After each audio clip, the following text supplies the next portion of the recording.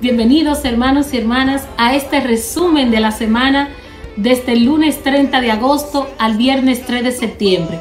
Te traemos un contenido maravilloso resumiéndote este poder maravilloso que se exhibe a través de nuestro segmento y cómo Dios viene a nosotros. Invoquemos juntos la presencia del Espíritu del Señor. Nada, vamos a invocar la presencia del Espíritu Santo para que nos acompañe a lo largo de este programa y de igual manera nos sirva de motivación y esperanza en estos momentos de crisis.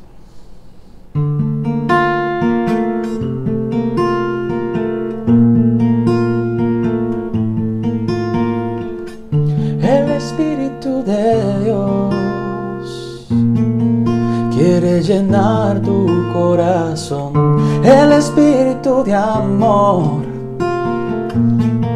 te brindará consolación. Ven Espíritu, ven Espíritu, ven Espíritu de Dios. Ven Espíritu, ven Espíritu, ven Espíritu de Dios. Solo basta con abrir la mente y el corazón, y el Espíritu de Dios renovará tu interior. Ven Espíritu, ven Espíritu, ven Espíritu de Dios. Ven Espíritu, ven Espíritu, ven Espíritu de Dios. Ven Espíritu, ven Espíritu, ven Espíritu de Dios. Ven Espíritu, ven Espíritu, ven Espíritu de Dios. Ven Espíritu Santo, ven a llenar nuestros corazones. Ven y quema, ven y transforma, ven y ilumina, ven a iluminar los corazones de todas las personas que en este momento están en sintonía. Ven a ser nuestro motor, ven a ser la nueva esperanza en Jesús para que podamos ver la luz en medio de tanta oscuridad. Ven Espíritu Santo, invocamos tu presencia. Ven a acompañarnos en el camino. Limpia y renueva, cambia y transforma. Limpia y renueva, Espíritu de Dios. Limpia y renueva, cambia y transforma. Limpia y renueva mi vida, Señor. La ra ra, la ra ra, la ra ra ra ra. Ven Espíritu, ven Espíritu, ven Espíritu de Dios. Ven Espíritu, ven Espíritu, ven Espíritu de Dios. Oh, la ra ra ra, y transforma mi vida. Santo Espíritu de Dios, ven con tu amor, con tu presencia, ven a transformar mi vida. Ven Espíritu Santo, sigue moviéndote, sigue transformando nuestros corazones.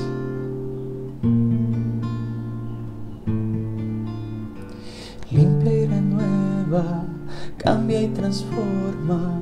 Limpia y renueva mi vida, Señor, con tu Espíritu de amor.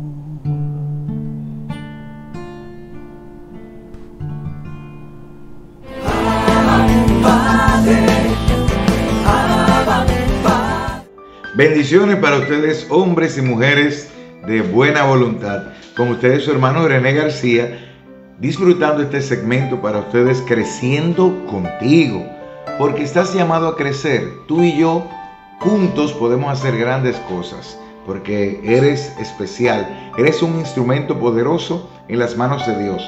Ahora, no siempre ocurre, no siempre los instrumentos poderosos se dan cuenta de que cuando están en las manos de Dios pueden sonar maravillosos. Un violín en las manos de Dios puede sacar hermosas melodías. Un violín quizás en mis manos suena como algo desagradable. Lo importante no solamente es el instrumento, sino en quién es que lo tiene en sus manos, quién es que lo hace tocar. Y nosotros tenemos un Dios amoroso que te ha creado a ti con una misión en tu corazón, con una unicidad, con algo distinto, único e insustituible. Y quiere que tú lo expandas, que tú lo desarrolles, que tú lo compartas. Hablábamos en otras ocasiones sobre el llamado a crecer, que Dios es quien hace crecer, quien hace germinar, quien hace que todo crezca. Nosotros plantamos o regamos. Y precisamente quiero reflexionar en la parábola de los talentos, que podemos leer en Mateo capítulo 25.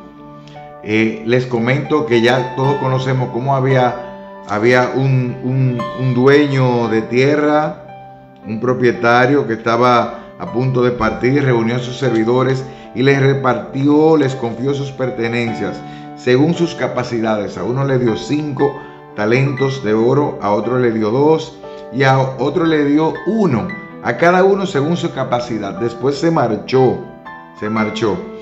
Cuando él regresó,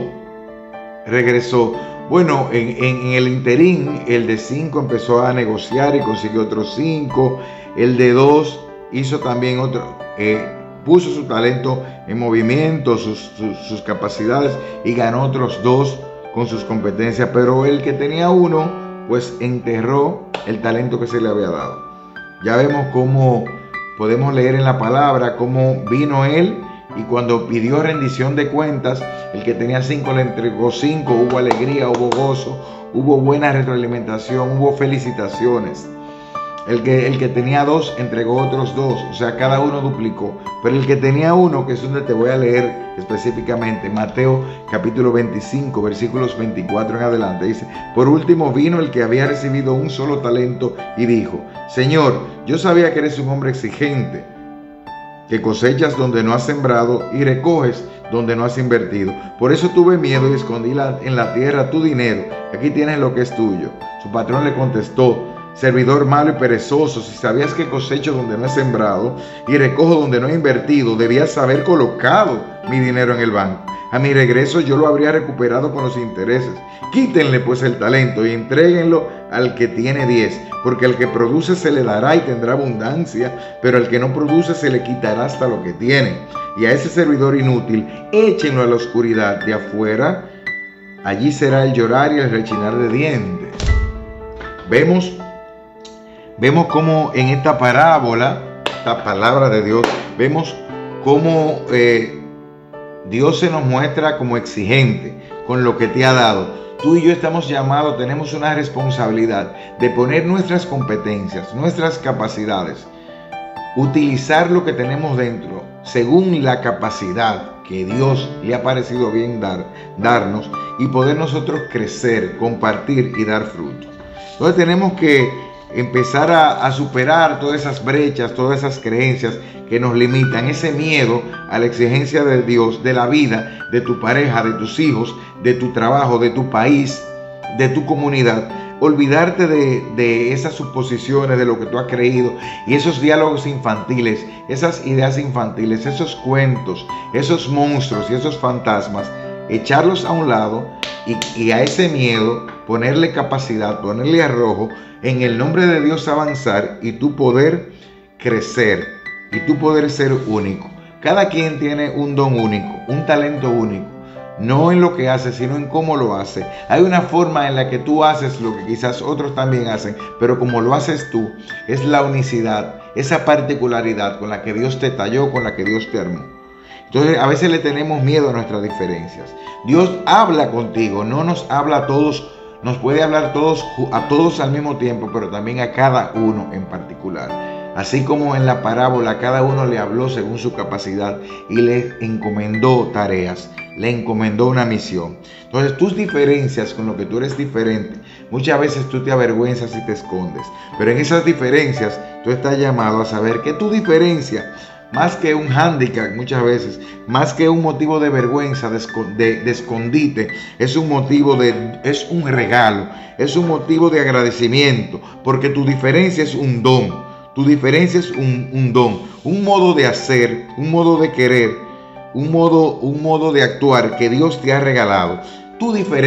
En tu diferencia está inscrito tu destino, está inscrito tu propósito. Así que aprende a descubrir tu diferencia frente a los tuyos o frente a tu entorno, y esa diferencia multiplicarla, comunicarte, manifestarte, tocar tu entorno, amplificarte con tu diferencia. Otra cosa es que no te comprometas, no vendas tu esencia, quién tú eres por familia, por cultura, por linaje, y sobre todo porque Dios utiliza lo que tú eres. Puedes ser el más pequeño de tu tribu, el más pequeño de tu promoción, el más pequeño donde estudiaste, todo lo pequeño que tú tienes, que sea parte de tu particularidad, Dios lo quiere usar. Entonces en tu diferencia está tu propósito.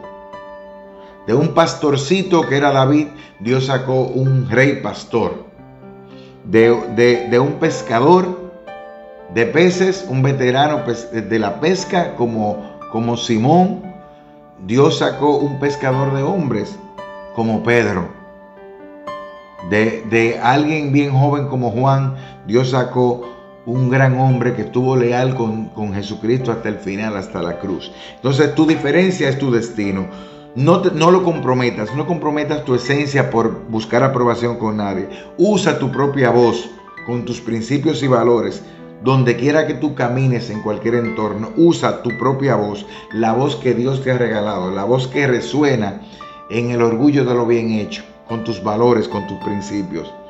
Evita las secuencias de querer tener una primera parte que te funcionó, una misión que completaste, en algo que triunfaste. No quieras repetirlo. Dios siempre es nuevo y Dios tiene algo nuevo que quiere hacer contigo. Sobrepasa, levántate, reponte. Como dicen en inglés, start over.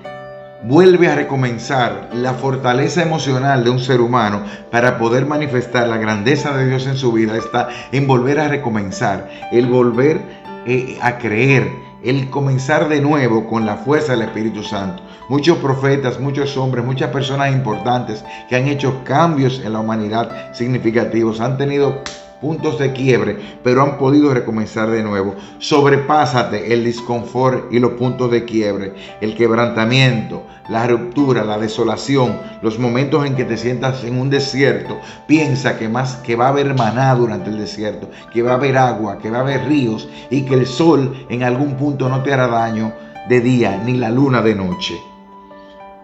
Es cuestión de saber también que te disciplines en Dios. Proponte en cómo tú quieres manifestar ese punto único que tú tienes, ese don y ese talento, para tú poder ser propietario de lo que te hace único, y eso que te hace único, darlo a Dios como lo mejor, como hizo Abel.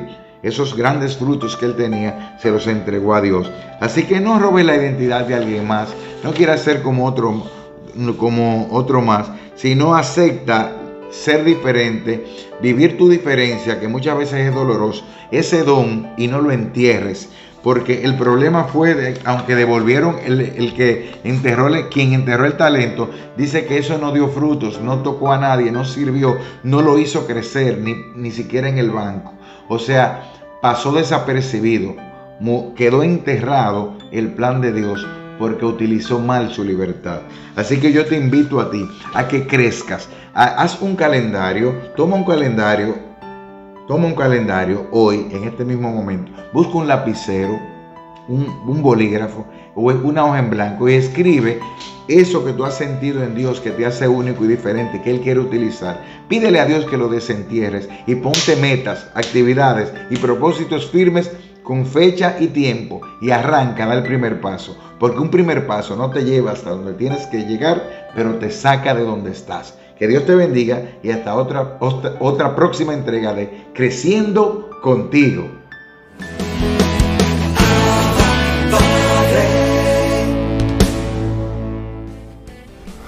Bienvenidos mis hermanos a Momentos de Teología. En el día de hoy vamos a hablar sobre la transfiguración del Señor. Ustedes saben que hemos comenzado a hablar sobre la vida pública de Jesús. Y en este momento pues trataremos este tema de la transfiguración. La transfiguración dentro de los evangelios es como un anticipo de lo que sería el reino de Dios. Jesús manifiesta su gloria, es un destello de su divinidad, ¿de acuerdo? A partir del día en que Pedro pues confiesa a Jesús, que era lo que tocábamos en el anterior momento, sobre el primado de Pedro, cómo el Señor le entrega las llaves del reino, y eso debido a que Pedro confiesa que Él es el Cristo, el Hijo del Dios vivo. Desde ese día el maestro comienza a mostrarle a ellos que su misión es distinta a la que todo el mundo espera o cree dentro del pueblo de Israel. Yo les comentaba que ellos pensaban en un reinado poderoso, un reinado en el cual iba a ser un rey coronado, que iba en contra de todos los enemigos del pueblo de Israel, y no era esa la misión del Señor. El Señor tenía un motivo claro, algo específico que venía a hacer aquí en la tierra. Y Él les anticipaba que Él debía ir a Jerusalén, sufrir y morir. Y también les anticipó que iba a ser condenado a muerte y que iba a resucitar al tercer día. Todo eso se lo comentaba. Y Pedro, pues entonces rechaza este anuncio. Es curioso. Hay un momento de exaltación de Pedro. Tú eres Pedro, sobre ti edificaré mi iglesia y la puerta del infierno no prevalecerán sobre ella. O sea, le cambia el nombre, le da una misión. Y luego hay este otro momento en el cual el Señor pues le llama la atención a Pedro. Y no era que los otros discípulos o apóstoles entendían mejor que Pedro la misión de Jesús. Ellos estaban todavía más despistados que él. Y en este contexto también el Señor después de llamar la atención, hay un momento de lo más particular dentro de los evangelios cuando habla de la transfiguración. Jesús toma 3 de ellos. Toma a Pedro, Santiago y Juan. Ustedes saben, Jesús tenía 12 apóstoles, pero dentro de esos 12 apóstoles habían 3 que eran más cercanos. Y dentro de esos 3 había uno que era el discípulo amado. O sea, iban esos niveles de cercanía a Jesús. Y entonces cuenta la Sagrada Escritura que el rostro y los vestidos de Jesús se pusieron fulgurantes como la luz. Y aparte de eso, habían 2 personajes a su lado que ellos se dieron cuenta que era el profeta Elías y Moisés. Y ellos le hablaban de su partida, que estaba para cumplirse en Jerusalén. Ellos estaban escuchando todo eso, escuchando lo que ellos hablaban con Jesús, viendo esa manifestación gloriosa del Señor. El Señor, el rostro le cambió todo, su cuerpo se transformó, tanto así que hasta las ropas quedaron pues modificadas por la luz que salía de Jesús. Y eso tiene también una connotación importante, el por qué Elías y el por qué Moisés, por qué estos 2 personajes y no otros. En la misma Sagrada Escritura saben que el profeta Elías fue uno de los profetas más encumbrados del pueblo de Israel. Era un profeta que hizo grandes portentos y milagros. Él fue que hizo que cayera fuego del cielo, consumió a un ejército, y también ese fuego del cielo que en un momento donde pusieron a prueba el Dios de Israel con los otros dioses, el Dios de Baal, y el Dios que mandara fuego del cielo es el verdadero Dios, y Dios manda fuego sobre la pira de leña, y en ese momento pues vuelve y se consagra el pueblo al Dios verdadero. Entonces cuando esto pasa, Elías también era alguien que la Biblia comenta que no murió, sino que se montó en un carro de fuego y partió. Y de Moisés pues queda el enigma. Dicen que muere, pero que nadie sabe dónde está su tumba. Nadie sabe dónde está la tumba de Moisés. Y también hay en una carta del Nuevo Testamento donde habla de cómo se pelean, cómo el demonio quería el cuerpo de Moisés y tiene que venir Miguel Ángel a combatirlo. Quizá algunos de ustedes no lo sabían, pero sí, eso está en el Nuevo Testamento. Y entonces estos dos personajes, Moisés porque era el líder, el gran líder, el que liberó al pueblo de Israel con mano portentosa, la mano portentosa de Dios, que lo libera, ustedes saben, por novelas, por películas, de qué manera sale el pueblo de Israel de Egipto, cómo Dios se manifestaba alimentando a su pueblo, cómo había una columna de nube, la columna de fuego en la noche para indicarles por dónde tenían que caminar. O sea, eran dos personajes de lo más portentoso del pueblo de Israel. Y esos dos estaban con Jesús, el elegido, el Cristo, el ungido, el Hijo de Dios. Y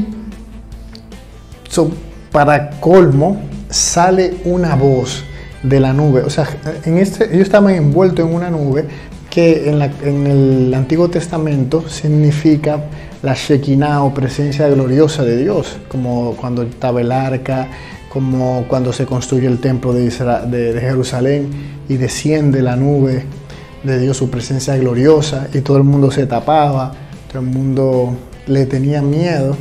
Pues ahí en ese mismo lugar pues también está esa presencia gloriosa de Dios, y hay una voz desde el cielo que decía: este es mi Hijo, mi elegido, escuchadle.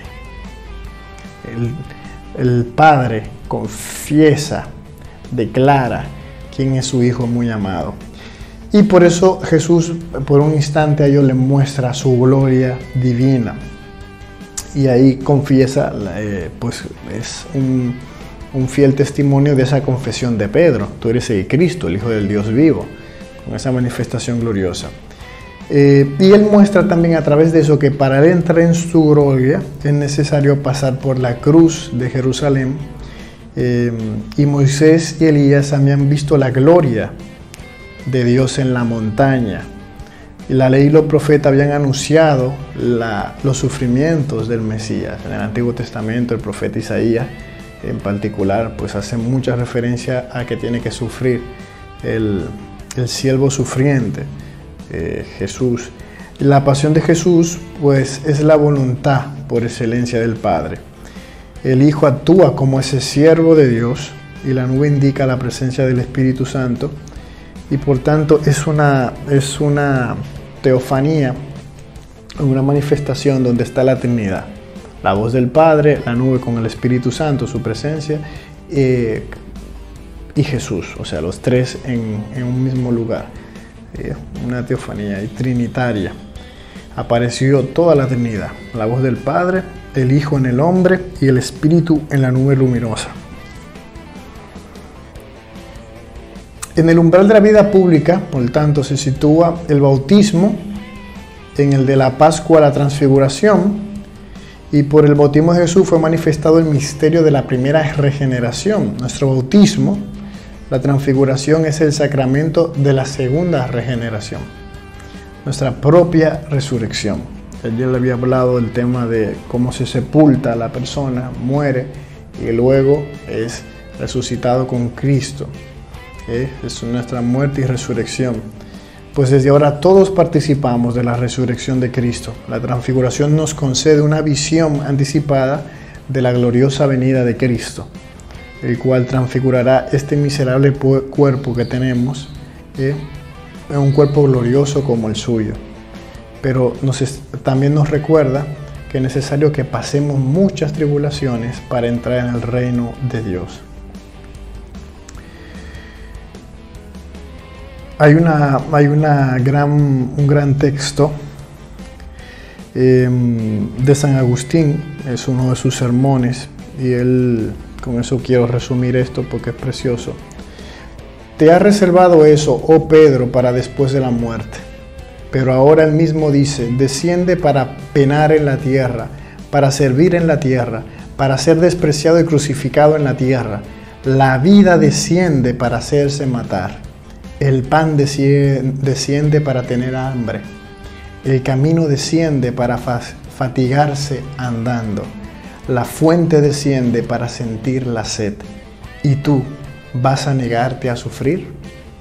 Pues hoy, en este día, el Señor pues nos enseña cómo Él hace su abajamiento, su kenosis, y nos deslumbra con su transfiguración para decirnos, a eso están llamados todos ustedes, al igual que yo, en un momento resucitar glorioso, para ya no tener sed, para ya no tener hambre, para ya no sufrir, para nada.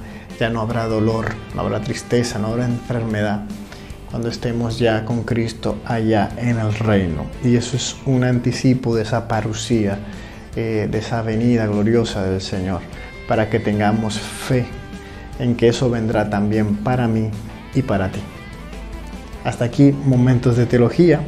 Ya hablaremos ya en la próxima entrega de esa entrada mesiánica o triunfal de Jesús en Jerusalén y cómo se va acelerando ese proceso hasta el momento de su crucifixión y muerte.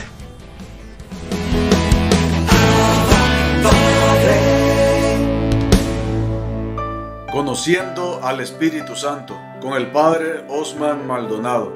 Te damos gracias, Señor, por tu palabra. Te damos gracias, Señor, porque sigues hablando a nuestro corazón. Y te damos gracias, Señor, porque nos invitas a servirte con alegría. Eso es lo que hoy vamos a compartir en esta pequeña reflexión, que el Señor nos invita a servirle con alegría. Y nos dice en el Salmo 100, versículo 2, servid a Yahvé, servid al Señor con alegría, presentarse ante Él entre gritos de júbilo. Gloria al Padre y al Hijo y al Espíritu Santo, como era en el principio, ahora y siempre, por los siglos de los siglos. Amén. Servid a Yahvé con alegría, presentaos ante Él entre gritos de júbilo. Es lo que nos recuerda la palabra hoy, servir al Señor con alegría. Pues no olvidemos, queridos hermanos, que la alegría también es un fruto del Espíritu Santo. La alegría es fruto del Espíritu Santo. Y por eso también es normal, es común que al momento que nos acercamos al Señor, sintamos alegría, sintamos gozo de servir a Él. Porque eso lo pone el Espíritu Santo en lo profundo de nuestros corazones. Esa alegría viene de Él. Entonces, debemos de pensar de qué manera nosotros estamos sirviendo al Señor. ¿De qué forma estamos sirviendo al Señor? Porque para muchas personas el servicio a Dios lo ven como una carga y no como un don, como un regalo, como una gracia de Dios. Entonces, cuando yo veo el servicio que Dios me pide, la misión que Dios pone en mis manos como una carga, pues eso se va a volver aburrido. Eso no va a tener mucho sentido. Voy a hacer las cosas a medias. En otras palabras, no me voy a entregar el 100%. Voy a ser mediocre en mi servicio a Dios. Cuando yo veo el servicio a Dios como una carga, yo voy a ser mediocre en el servicio a Dios. Es decir, no me voy a entregar por completo, no voy a tener espíritu de sacrificio y no voy a tener esa pasión por la salvación de las almas. Porque a eso también nos compromete el servicio a Dios, en volvernos apasionados por la salvación de las almas. Pero cuando yo veo el servicio a Dios como una carga, entonces yo no puedo servir al Señor con alegría, porque voy a hacer las cosas de mala gana. Yo no puedo servir al Señor con alegría, porque no voy a poner todo lo mejor de mí en el servicio de Dios. Ese es el problema cuando nosotros vemos el servicio a Dios como una carga. En cambio, cuando yo veo el servicio a Dios como un regalo de Él, como una gracia, pues entonces allí las cosas cambian.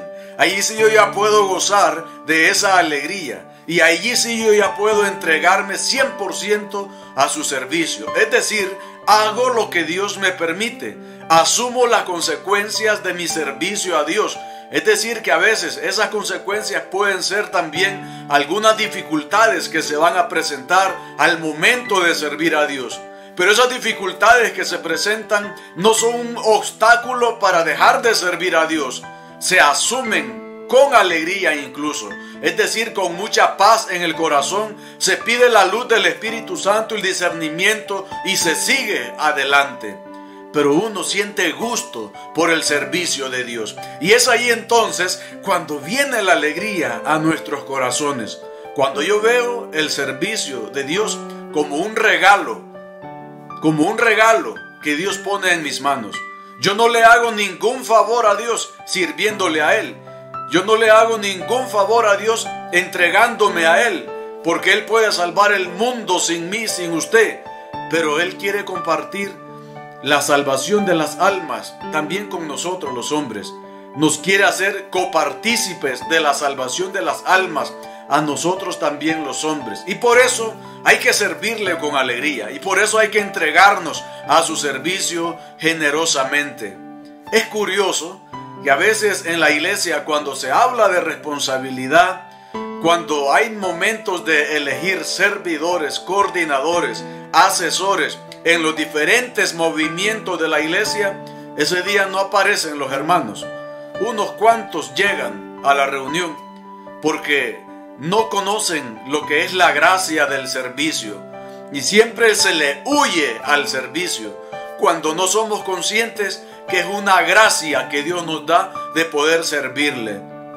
Entonces, pues para ese día que hay elecciones de coordinadores, servidores, y se invita incluso a veces a comprometerse en las obras de evangelización de la iglesia, a veces no aparecen los hermanos, porque le temen, le tienen miedo al compromiso con Dios, le tienen miedo al servicio de Dios, porque no han descubierto que el servicio es una gracia de Dios. Al final, Dios, ¿por qué se fija en nosotros?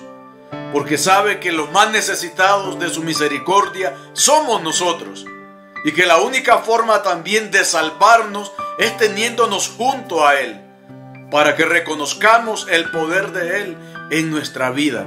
Entonces, mis queridos hermanos, miremos el servicio a Dios como un regalo que Él nos hace, como un momento de gracia en nuestra vida, a través del cual pues también buscamos la salvación, la vida eterna y la salvación de las almas. Y a través de este servicio que cada uno de nosotros libremente le ofrecemos al Señor, pues también llega la salvación a nuestras vidas y a la vida de la familia que nos rodea. Que sea el Espíritu Santo que siga poniendo alegría en nosotros para seguir sirviéndole a Él con alegría y para ser incansables anunciando a Cristo. Bendiciones.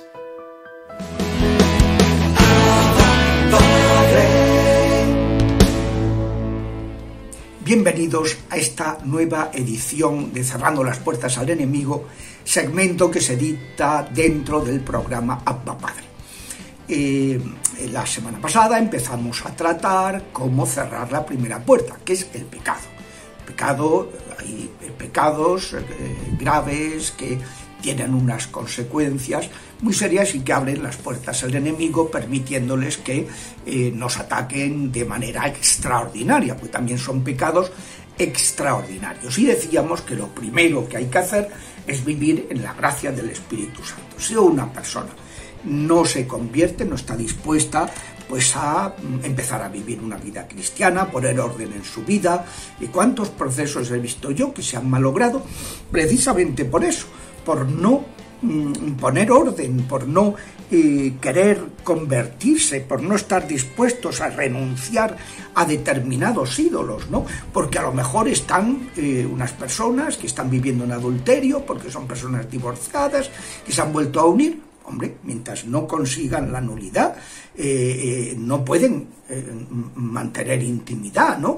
Y si no tienen hijos, lo que tienen que hacer es separarse hasta que consigan esa nulidad. Y si tienen hijos, pues lo que tendrán que hacer es educarlos, pero vivir como hermanos. O sea, que es básico poner orden, porque si uno sigue ofendiendo a Dios en el pecado grave, si uno sigue sin la práctica religiosa, si uno sigue, pues aquello no va a avanzar ya, pues se puede hacer el pino con las orejas en oraciones de liberación, que la persona no avanza, porque lo primero, lo más importante es eso. Piensen, por eso yo siempre suelo recordar este pasaje evangélico en que le llevan a Jesús, allí estaba en Cafarnaúm, estaba viviendo Jesús en casa de Pedro, de la suegra de Pedro, que estaba enferma, el Señor la cura y tal, y entonces en la casa, allí en Cafarnaúm, cuando se va a Tierra Santa y se ve que era un lugar pues concurrido, una plaza, tal, bueno, y entonces estaba llena de gente que venía a escuchar al maestro y a pedirle ayuda. Y entonces le trajeron a un paralítico y lo llevaban 4 personas en una camilla, viendo que no se podía acceder hasta la casa de Pedro. Se subieron al tejado, quitaron unas tejas y lo descolgaron. Y se lo presentaron al Señor allí, al paralítico. Y el Señor dice, viendo la fe de aquellos hombres, le dijo al paralítico, perdonados son tus pecados. Y la gente dice, pero vamos a ver, si aquí a lo que ha venido es a que lo cure, no a que le perdone ningún pecado. Y luego además otros decían, pero ¿quién puede perdonar si eso solo lo puede hacer Dios? Y Jesús, para que veáis, sepáis, que el Hijo del Hombre tiene poder de perdonar los pecados, que es un poder de algo invisible, a ti te lo digo, toma tu camilla, levántate y echa a andar. Y el hombre se levantó y se fue a su casa con la camilla a cuestas. El Señor primero le perdona los pecados, primero la conversión y luego le cura. Le cura además como signo de que se ha producido esa conversión. Esto hay que saberlo, para no hacer perder a la gente el tiempo, ni perder el propio ministro el tiempo. Si la persona no quiere rectificar, no quiere tal, si viene como, pues eso, no como un brujo con una varita mágica que le va a hacer un sortilegio a ver si lo libera del otro hechizo. Eso es lo que hacen los brujos. Tú vas a un brujo y te quita un hechizo que te ha hecho otro brujo, pero te mete 3 cosas más, claro, como me decía una chica en el sur de España, pues estando de vacaciones, me decía, mire, yo me habían dejado paralítica de cintura para abajo, un hechizo que me hizo un familiar, y entonces me llevaron al brujo de tal sitio, que es muy conocido, y entonces me quitó, yo salí caminando, pero me quedé poseída, dice, mala hora, salí yo caminando, porque siempre funciona así el demonio siempre negocia a su favor, ¿no?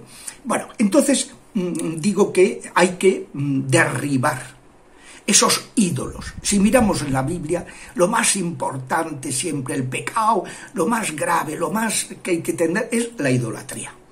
Tener otros dioses que en lugar de decir yo creo en un solo Dios, que es el creador de todo y me someto a él, pues no, yo creo que hay otros diosecillos que me pueden proporcionar una parte de felicidad. El diosecillo de la soberbia, de la avaricia, de la lujuria, de la gula, de la ira, de la envidia, de la pereza. Son diosecillos que me pueden facilitar. Pues no, mira, hijo, mientras tú no derribes esos ídolos, pues que te están alejando de Dios, mientras no, no hay manera. Por eso, claro, es tan importante contar que la persona tenga un acompañamiento espiritual y no que sea el exorcista o el sacerdote que hace liberar el que tenga que acompañar espiritualmente, porque no llega a acompañar a todo el mundo. Eso tiene que la persona que está en un proceso de sanación y de liberación necesita ese doble acompañamiento, integrarse en una comunidad cristiana, porque no se puede vivir la fe en plan lobo estepario, y segundo, o primero, incluso más importante, tener un acompañamiento espiritual por parte de un ministro de la Iglesia que esté formado, que crea y que sea un hombre piadoso y recto. Esto pues es básico y es lo primero que esto, como decía, no han faltado casos en los que la persona, por no poner orden en su vida afectiva, por no cortar con determinadas ataduras morales, por no han avanzado, no se han consolidado, la liberación se frustra y bueno, pues yo recuerdo siempre el caso de un paciente, que era un caso muy grave, ¿no? Cómo se bloqueó, llegó un momento en que no estaba dispuesto el paciente a renunciar a una determinada atadura y todo se malogró. Y aquello acabó fatal, porque claro, las maldiciones que hacen los demonios a veces son cosas muy serias y muy graves y que pueden perjudicar mucho, ¿no? Es decir, que si no hay esa conversión, no va a haber sanación y no va a haber liberación. En cambio, pues cuando el paciente es generoso, pues todo va, vamos, pero flechado, ¿no? Yo siempre me acuerdo de una señora que vino al ministerio y tal, y entonces la segunda vez me dijo: mire, padre, la semana pasada no me sentí cómoda con usted, ¿le importaría remitirme, derivarme a otro exorcista de la diócesis? Inmediatamente yo con todo gusto, porque hay que respetar la libertad de las conciencias y tal, lo remití a otro sacerdote de las características que además era del movimiento al que ella pertenecía y tal y cual. Bueno, entonces pues la remití, fenomenal. Y esta señora, pues luego pues resulta que el sacerdote empezó a atenderla, pues se puso enfermo y dejó de ser exorcista y tuvo que volver a pedirme: ¿y ahora qué hacemos? Digo, bueno, pues la remití a un tercero. Luego, pues al final esta persona atribulada, errante, ¿no?, que iba de uno para el otro, al final se quedó sin sacerdote, ¿no?, y que la atendiera. Y entonces vino, y un día pues me pide si yo podría atenderla de nuevo. Y digo, desde luego, pobrecilla, lo mal que lo debe estar pasando al pedirme esto, la vergüenza, después de haberme dicho muchas veces pues que no. Entonces me dijo: no, por supuesto. Bueno, en 4 semanas se liberó. Y cuando eso sucedió, y le recé unas cuantas semanas más, siempre se hace para confirmar, le dije: mira, ¿sabes la impresión? Pues ella me dijo: padre, no noto nada últimamente. Mira, no notas nada, porque creo que es que ya no hay nada, que te has liberado. Y yo creo que te has liberado porque has hecho muy probablemente tal esfuerzo, tal acto de humildad para pedirme que te atendiera, que el Señor te lo ha premiado de esa manera. Dice: padre, eso mismo pienso yo. Y es verdad, cuando somos generosos, el Señor se vuelca. Ese es el primer punto. El trabajar para derribar los ídolos y crecer en vida espiritual. Hasta la semana que viene, si Dios quiere.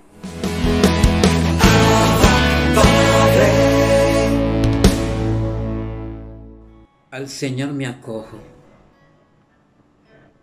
porque me dicen: escapa como un pájaro al monte, porque los malvados tensan arco, ajustan las saetas a la cuerda para disparar en la sombra contra los buenos. Cuando fallan los cimientos, ¿qué podrá hacer el justo? Pero el Señor está en su templo santo. El Señor tiene su trono en el cielo. Sus ojos están observando.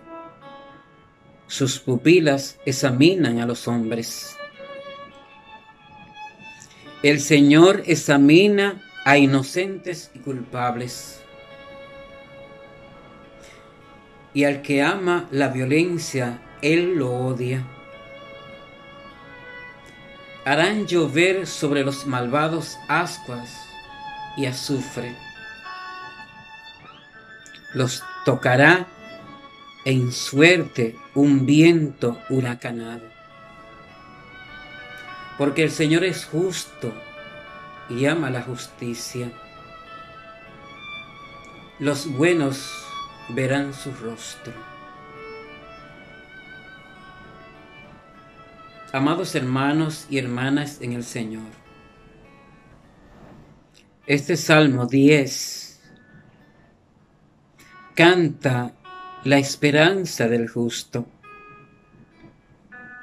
la esperanza del que se ha acogido a Él, al Señor, del que no ha vacilado para seguir sus pasos. Cuando nosotros leemos las bienaventuranzas, la meditamos, vamos a ver qué es lo que medita el justo. Y la sabiduría de Dios viene a él. Y no solamente que lo medita, sino que vive. El que vive estas bienaventuranzas puede decir que está adherido a Cristo de verdad y que es un cristiano de verdad. Porque el Señor examina a los buenos y a los malos. Pero los malos van para el fuego eterno. Y los buenos van de victoria en victoria hasta la victoria final. El Señor es bueno, es grande y prodigioso, y puede darte cuanto tú necesitas si en ti hay sinceridad y está cumpliendo la palabra del Señor, está andando en su camino. No tiene nada escondido para ti el Señor, y te va a dar lo que más necesitas.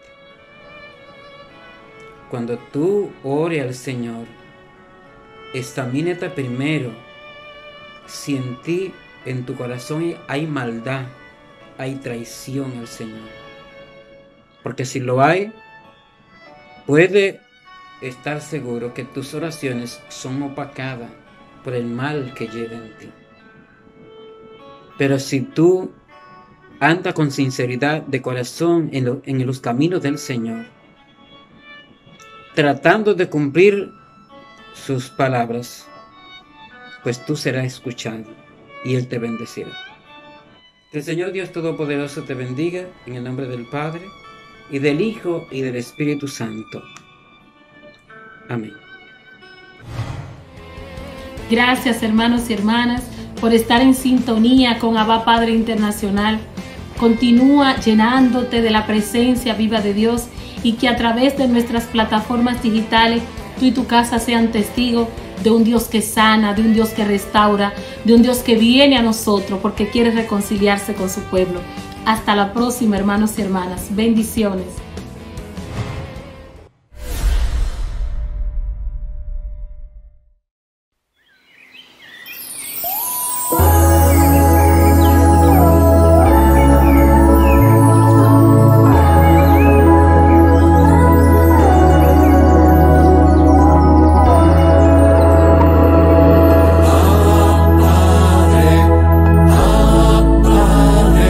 Permite que por los